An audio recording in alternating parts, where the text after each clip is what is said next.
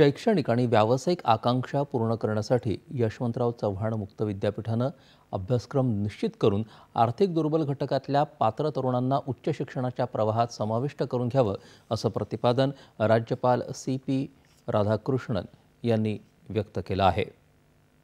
महाराष्ट्र मुक्त विद्यापीठाचा 30वा दीक्षांत समारंभ झाला त्यावेळी ते बोलत होते। यावेळी राज्यपालांच्या हस्ते विविध विद्याशाखेतल्या सुवर्णपदक प्राप्त विद्यार्थ्यांना पदकं प्रदान करण्यात आली। जगातील अनेक प्रगत देश कुशल मनुष्यबळाच्या शोधात असून त्यांच्या मूळ भाषांमध्ये कुशल मनुष्यबळाची आवश्यकता आहे।